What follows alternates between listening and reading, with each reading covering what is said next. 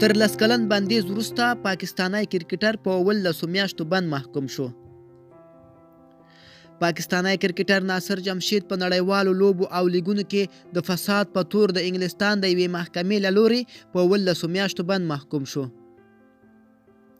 جمشید د پاکستان سوپر لیګ پر مهال لوبغاړي هڅول ترڅو پر ډیرو مهمو توپونو منډې ونه کړي چې په بدل کې به یې 10,000 پونډه ورکړي.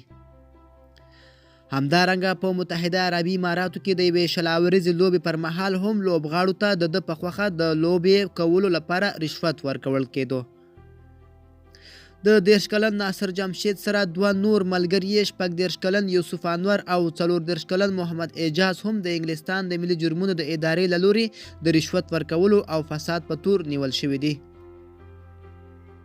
یوسف انور چې په جنوبي لندن کې اوسیږي د پلانونو مهمه برخه یې تشکیلوله چې له امله یې د منچسټر د محکمې له لورې په 3 کلونو او 4 میاشتو بند محکوم شو.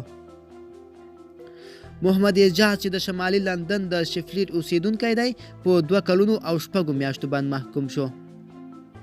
ناصرجمشید چې د مرکزي لندن په والسال کې اوسیږي د پاکستان کرکټ ملي لوبډلې لپاره ټیسټ یو ورځنۍ او شلاوريزې لوبې ترسره کړي په 1 کال او 15 میاشتو بند محکوم شو.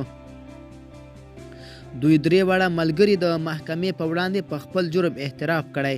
قاضي ریچارډ منسل وویل اعجاز او یوسف د عصري او پیچلو جرمونو په تنظیمولو بوخت وو او جمشید ورسره یو ځای او شکیلو.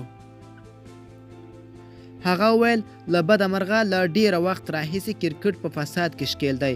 د کرکټ لوی هیوادونه او تلویزیونونه چینلونو کې په پراخ ډول انلاین قمار او فساد ترسره کیږي. په ځانګړي ډول په پاکستان، بنگلادیش او هندوستان کې پر کرکټ فساد تجارت ګرځیدلی.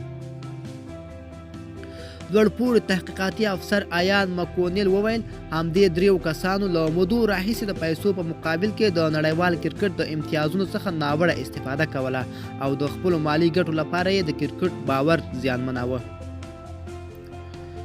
نوموړی وایي زموږ د تحقیقاتو له مخې دوی په 2014 کال د بنگلادیش پریمیر لیګ او په 2018 کال فبروري کې پاکستان سوپر لیګ په لوړو کچه فساد کړی و.